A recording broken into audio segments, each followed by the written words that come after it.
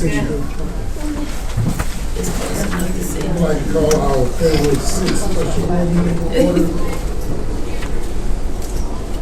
We would like to ask Mr. Roger Farrell to please lead us in our invocation, sir.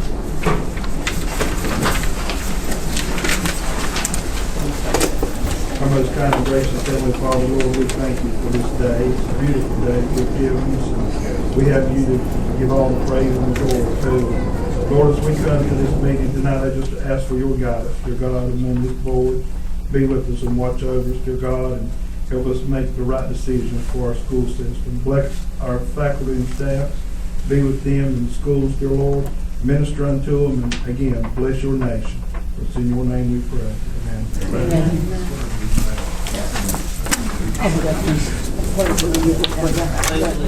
To the flag of the United States of America and to the republic for which it stands, one nation, under God, indivisible, with liberty and justice for all.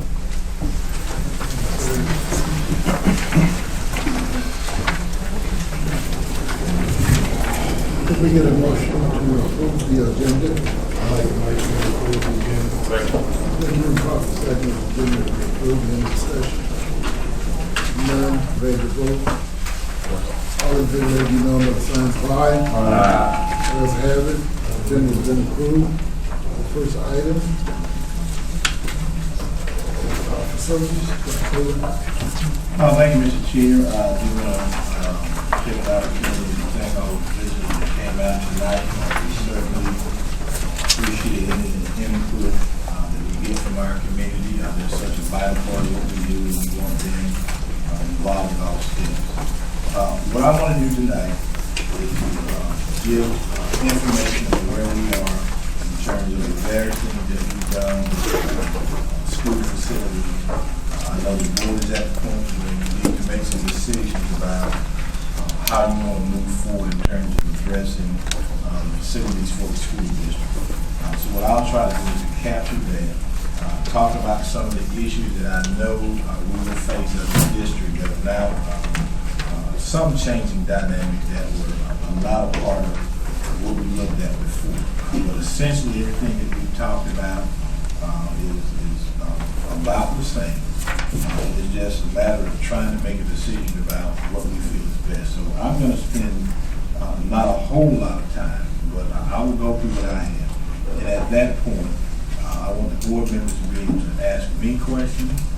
We certainly want you all as members to have dialogue about how we move forward as it relates to facilities.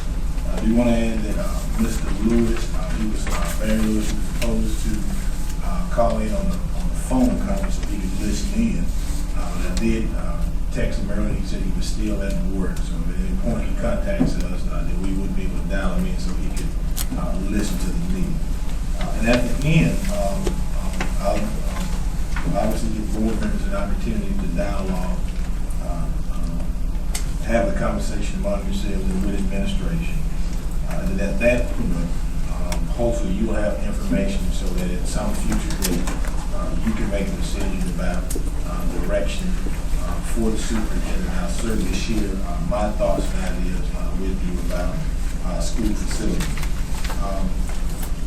One of the things that we definitely wanted to do is to make sure that the 3 new board members that are now members of the board, that we give them the opportunity to really digest all of the information that we've had available in the past couple of years. So I know that at any point there's additional questions that you may have, you know where to reach me. Quite often you're going to have your late night reading and you look at stuff and a question will come to mind. And then at that point, you'll be able to get in contact with me or someone else, because every question won't come to you when you first go through. So with that being said, I'm giving you an agenda that I want to kind of walk through and let this kind of guide the discussion. And then at some point, if you need to stop me at any juncture, do so. Mr. Needham, who's going to discuss portion 6. He has some things that delayed him, but he should give you any moment now. If not, I'll either talk about the portion that he was going to discuss, or come back to that and give you an opportunity to talk about it. Just as an overview, I wanted to share kind of what got us to this point where we are today. I have A, B, C, D, and E as part of number 2 of the overview of facility, school facility efforts. There's a more exhaustive list of part of the earlier report that we did that goes through September of 2015. You can read that at your leisure. That's just a minute. But what I want to do is to kind of encapsulate how we got to this point. In 2013, this was at my second year superintendent, I had done some research about the possibility of constructing new school facilities in Bladen County schools. We did some work with an architectural firm that was doing what they call a building lease program. They had what they call LEED platinum buildings that were had solar panels where you would actually sell the energy back to the power company, not use it to power the building, but also geothermal heating and cooling. So the idea was that with this zero energy LEED platinum building, the personnel and energy savings, you would have enough funding to be able to pay for that building and not have to worry about doing some kind of bond or capital campaign to raise money for the school. So we looked at that proposal. The commissioners felt that at that time we were not in a position to really take on any new debt as a county. So at that point, I convened what I call the 21st Century Facilities Committee.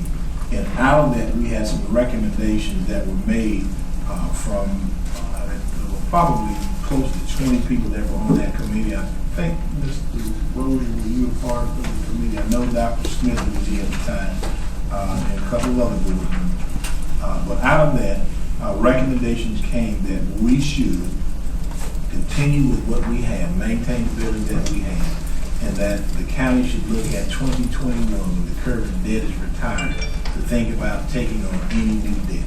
So with that being said, our efforts were to really maintain the building that we have.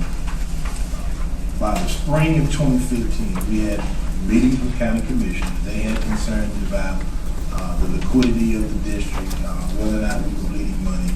And at that point, there were some serious suggestions about the school district looking at consolidating school buildings, saying that we had declining enrollment, we needed to do something in order to address that issue. So as a result, the ad hoc committee met during the summer of 2015. We put together a proposal that was brought to the full board in September of 2015.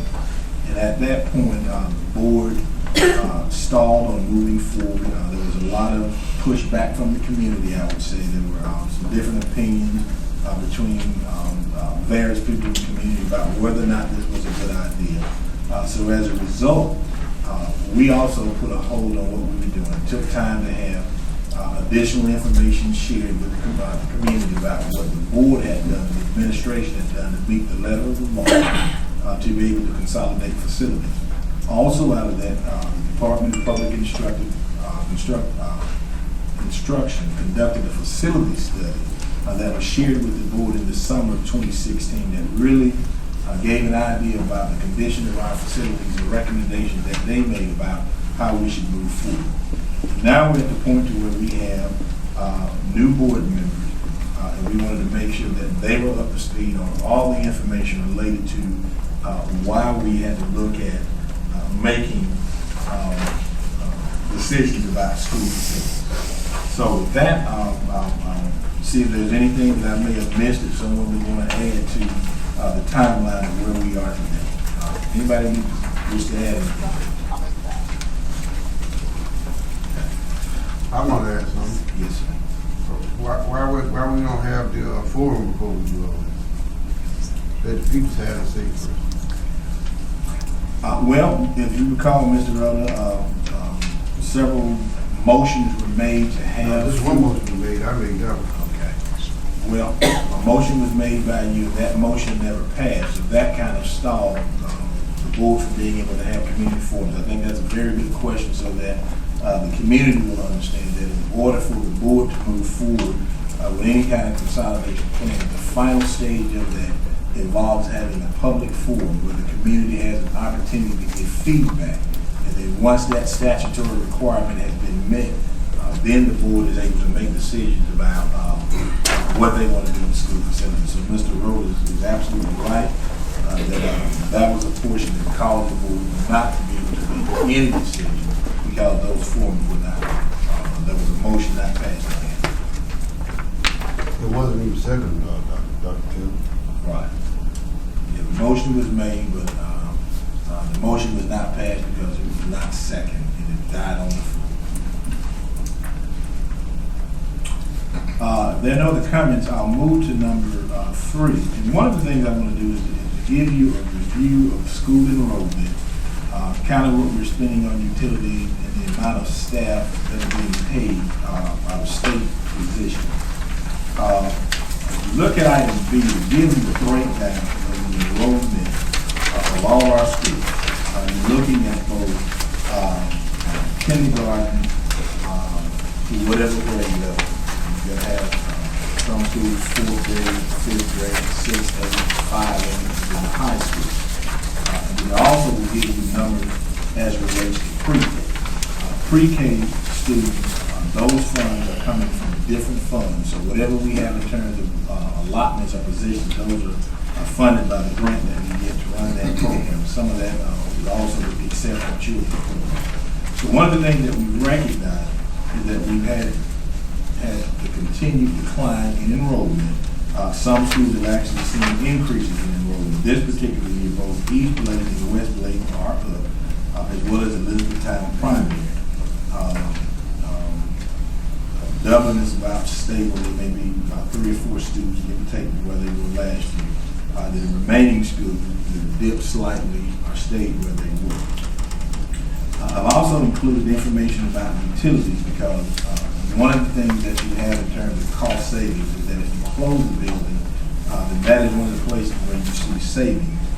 Also recognizing that if you maintain a building that has to stay climatized, so there will be some portion of utilities that you will continue to spend. Then when you look under state paid positions, that first column shows you the number of teachers that we pay out of state funding, about 227. So those numbers change based on what we get from DPI from one year to the next, based on what our enrollment may be, and how they decide to fund at the General Assembly level. So we also look at the custodians, the clerical staff, and the cafeteria staff. Anytime that you do a consolidation, it will give you an opportunity to be able to have some staff savings. In some instances, you'll be able to have fewer staff. In some instances, you may have to add staff. You have a building that goes from 300 to 500 kids, that means you now may require more custodial staff and cafeteria staff.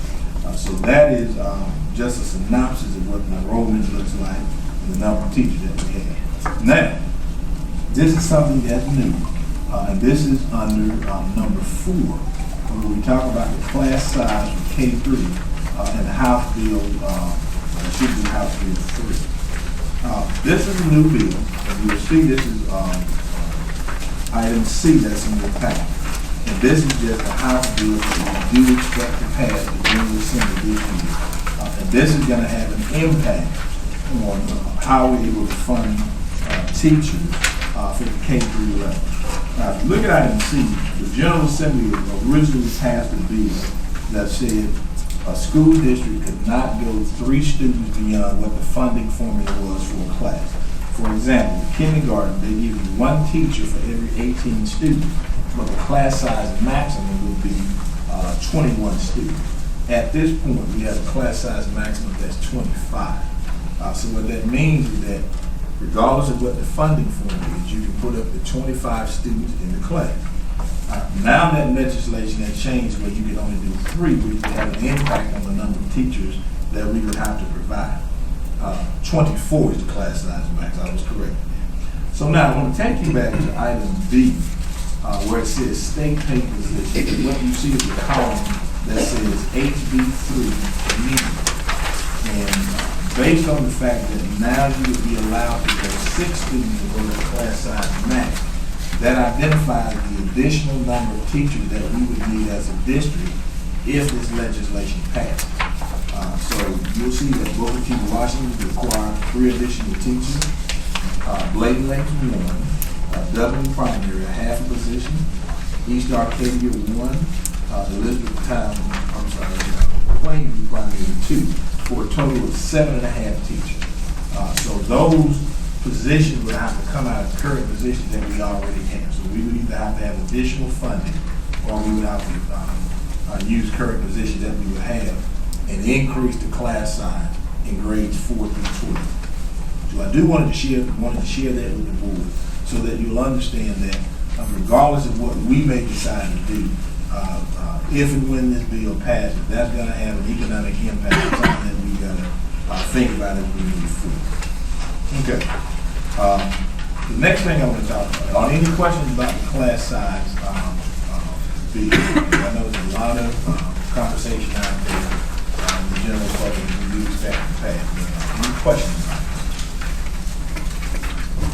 The next item I want to talk about is number 5, concerning the charter school enrollment. At this time, we do have a new charter school that's scheduled to open in Bladen County. It's called Emerald. Based on a conversation meeting that was held last week, they have approximately 150 students that are enrolled. I was able to have a conversation with the headmaster, both Mrs. Penny and myself. They don't have granular information on where these students are from. They haven't collected all of the address information. But what we think is that most of those students may come from the Columbus charter and then make their way back to Bladen County. So at this point, we have no solid information on what those numbers are going to be. They expect to have approximately 300 students. So we feel that based on those different combinations, that can impact us by 100, 150 students. At this point, we really have no idea of knowing what those final numbers will be. Ms. Penny, was there any additional information that you may have obtained about the charter schools and what their enrollment might be? No, just what she told us at that meeting the other day.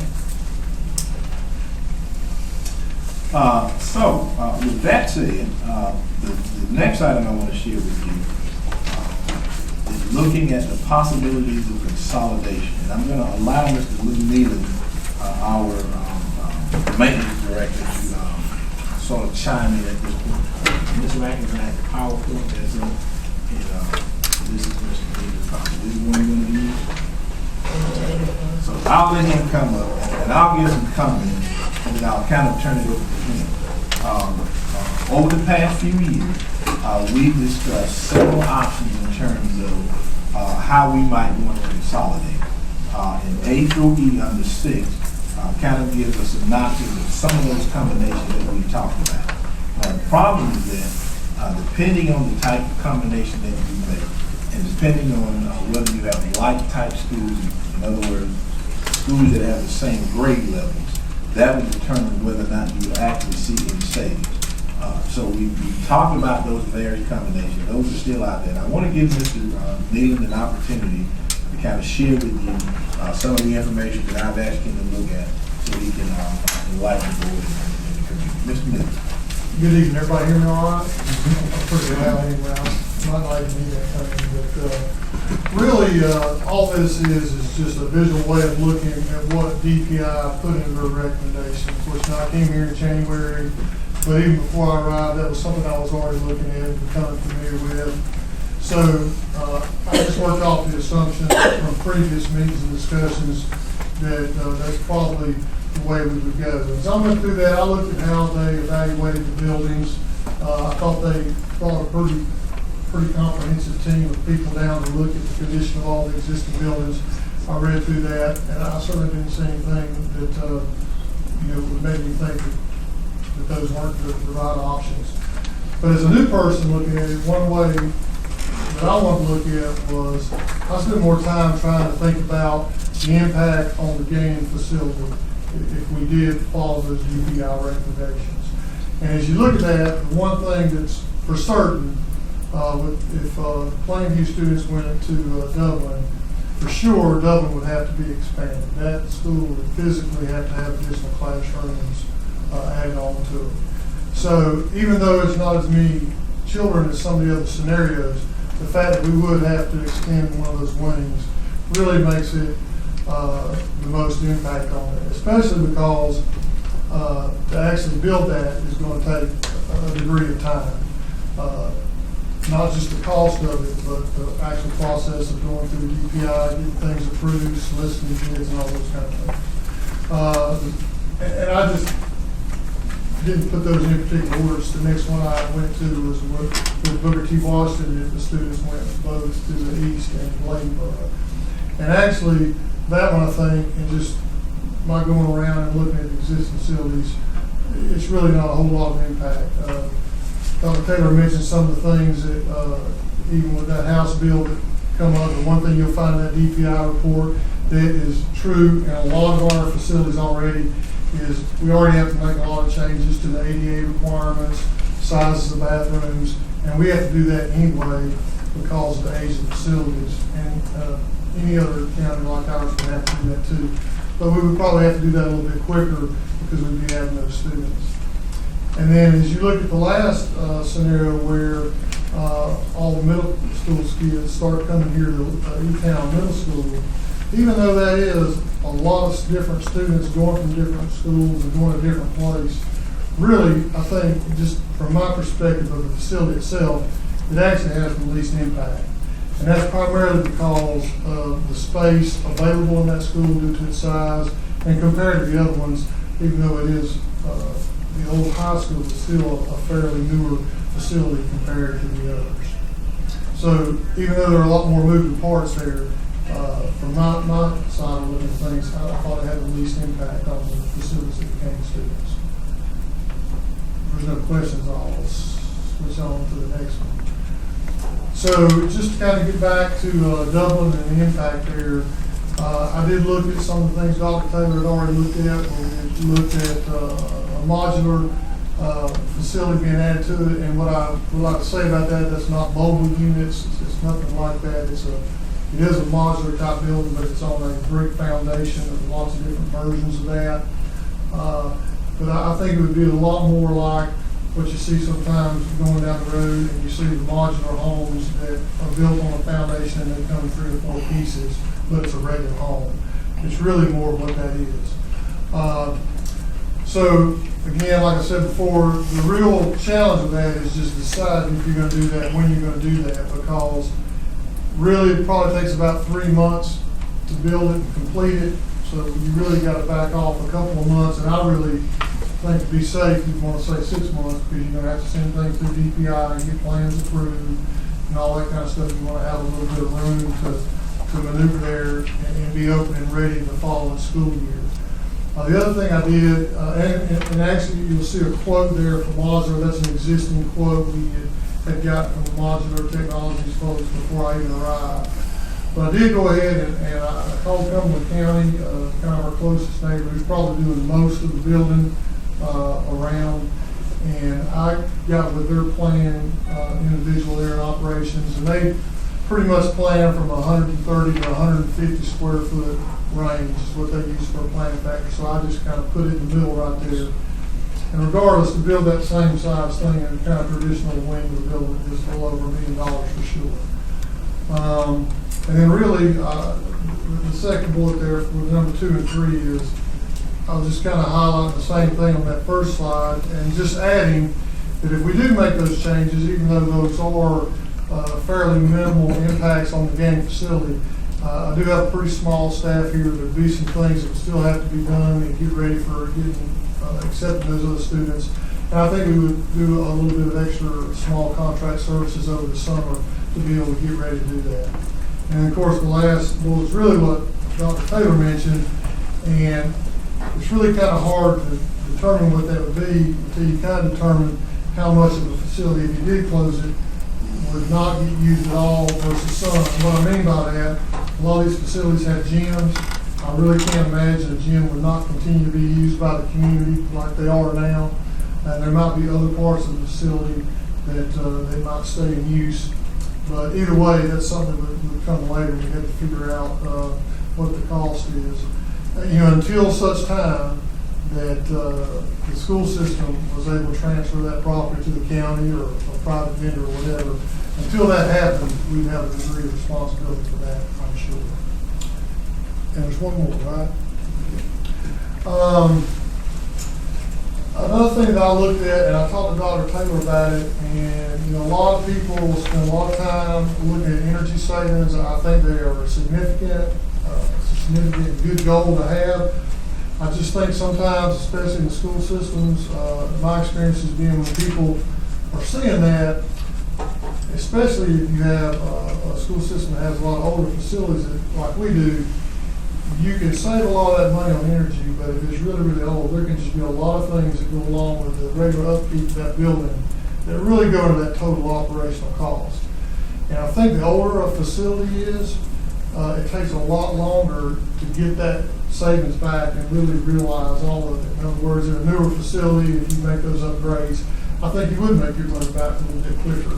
But the problem with an older building is it gets even older every year. So, and once things kind of really crest over and have a lot of age, and you're just going to spend a lot of time and effort just maintaining it and keeping it where you can adequately use things. I did go ahead and take an opportunity just to kind of throw in there some of the things that certainly will be an issue over the next 5 years due to the age of our facilities. And there's just the big item things that when they break or fail, you must fix them to stay in school. I mean, you can't really defer that. And I put the chiller on there for sure because we have 6 of them here in the system. And all of those are at 15 years now or a hair older. And really, after 15 years is when you really need to start thinking about maybe having to replace those. If you're real lucky, you might get 20 years out of it. The reason you have to really think about it, though, is if you lose one, and especially if the school only has 1 chiller, the 2 high schools have a dual system, have 2 chillers there. So at least if one fails unexpectedly, you have one to rely on. But the other 2 schools only have 1. And the issue with that is deciding if you want to do a planned replacement versus wait for it to fail. The problem with that is chillers are not sitting on a lot somewhere. And if you buy one, it takes about 8 weeks to build it. And it gets built and it gets sent to where you are. So if that happens in the middle of the summer and you're going to have to keep school going, you're going to have to rent one. It comes on a big 18-wheeler flatbed. It's the same chiller you put there, but you'll spend $40,000 to $60,000 waiting on that other chiller to get there, depending on where it comes from. So those things are in there and are really got to be kind of part of the discussion with the age of the schools we have now. Roofing systems, that's another one. You can patch them for a while. You can do some of those things, but at some point you can come to the point where you just have to replace that roofing system. And there are lots of different ways of doing it, but none of those are really inexpensive. So just, I'm kind of a new person here looking at it, and just part of the discussion, as Dr. Taylor said, in kind of the long vision for the county and what we want to do, I think I'm only just stating a fact that really, if you really want to actualize savings on energy programs and efficient technologies, really the only way to get your money back quickly out of that is new facilities, some form of newer construction, where you go ahead and put that in there. If you're just going to patch it together with the older facilities that you have, it's okay if that's what you have to do. Just understand you're not going to save things on energy and other things as quickly with that as you would with a newer type of construction, however you decide to do it. And of course, the other part of it is just part of what I feel like I'm tasked to look at every day when I go around and look at a school, is that with newer facilities, you can just have more amenities for whichever students are going there. And I have seen a very wide range. I've seen some very nice gymnasiums at the elementary level and no gym. I've seen really pretty good ball fields in some cases to no ball fields. Later on when you're looking at thinking those things, if you are going to build some type of new facility, then you're going to put all those things in there at one time. And then more of those kids will have kind of the same amount of newer stuff, more comprehensive stuff. Not just the things that you see driving by, like the ball fields, but all the different specialty areas, lab type things, and other things to try to actually put inside the building to do special educational activities. So, depending on your questions, that was just the things that I kind of wrote down and prepared for Dr. Taylor when we were talking about it. It's just a way, maybe 2 or 3 slides to look at what I pulled out of that DPI report that I looked at. Any questions for Mr. Meade? Thank you, Mr. Meade. Thank you. Nearing the end, number 7, I think, is really what I consider the crux of the matter. And that is looking at the barriers to consolidation. And I think one of the biggest issues is the fact that towns are afraid of losing the schools that are in their community. I figured out one undeniable fact that that is a huge barrier that we have to overcome. And based on what I've seen, I don't think anybody in the community wants a school to have 0 schools. So, from my opinion, that appears to be the starting point to where we begin to make decisions. If we know that at the end of the day, there's not the will to be able to tell a town that you no longer have a school, that we have to let that be the starting point. And I really do understand that. We looked at Clarkson, and what we know on paper is financially the most feasible, the best thing to do. It's not always about what's on paper. It's about what we're going to have for our communities and what we can do to continue to make those communities vital. So that is a real barrier. And I do want board members and the community to have a serious conversation about that. But I view that as the starting point. The next issue is also extended travel time. We talked extensively about what those times would look like, depending on the kind of configuration and consolidation that you would choose to do. When we look at Plainview, the travel time from where they are now at Plainview to Dublin, you'll be talking no greater than 15 minutes. If you look at, and that's going to vary depending on where those buses will come from and the routes. Actually, some might end up being closer, but it's still an issue. We do anything with East Arcadia as it relates to middle school students or the K-8 school in general. More than increase that time that they have now. That means that if you're a kindergartner, if you're living on Beatty's Bridge Road, and you don't go to East Arcadia, then the only other options that would be available would be a school that's in Clarkton, a school that's in Elizabethtown, or Bladen Lakes Primary. And either one of those is something that is just so beyond that we wouldn't want a kindergarten to have that kind of traffic. So that's an issue that we've got to look at. How do we lessen the impact of small children being able to travel? Now, when it comes to our high school students, there's really no way around it. We have high school students that stay at the edge of the county at both east and west, and they have long travel time. But I'd much rather have a 16-year-old student who's traveling along as opposed to a 5 or 6-year-old student. And the last barrier that I see are the actual cost savings that would not be realized based on the kind of configuration that we would have. And I'll give Ms. Penny the opportunity to give any kind of input that she may like. But what we recognize is that if we do a consolidation of a Plainview and a Tar Heel, and it's not something going into a new building, we don't actually save any money. It's the same thing for Booker T. Washington and Clarkton. Because you have K-5 in one grade level and 6A, there's no opportunity to save anything on teaching personnel.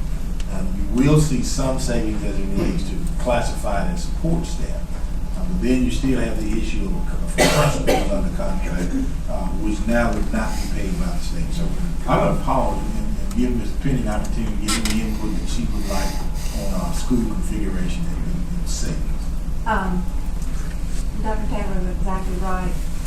If you don't consolidate like schools, then really the only savings that you have is the maintenance, utilities, and the facilities, and maybe the custodian and the clerical, an assistant principal if they have one. The principal, as he said, is still under contract. The savings comes when you consolidate schools, because you've got, and I'm just using this as an example, you've got smaller class sizes down at East Arcadia. You can take those students, let's say we do the middle school, and as one time had been, an idea had been brought up, and those kids in the middle school come here to Elizabethtown Middle School. There's 4 teachers down there in the middle grades. More than likely, we would not need those 4 teachers for the middle grades at Elizabethtown Middle, because the numbers are so small that they could be absorbed. The students go into the classes at Elizabethtown Middle and not need additional teachers for that. That is where, in consolidation, that is where the savings comes from, is consolidating like grade schools and being able to absorb a majority of the students within the other school, not causing you to have to employ in those same grades those teachers. When you just consolidate, let's say Clarkton and Booker T, you're moving 2 schools to 1 facility, you're going to have the K-5 kids at Booker T, those teachers, they're just changing location. That's all you're doing. The transportation is not going to be much different, because you're just moving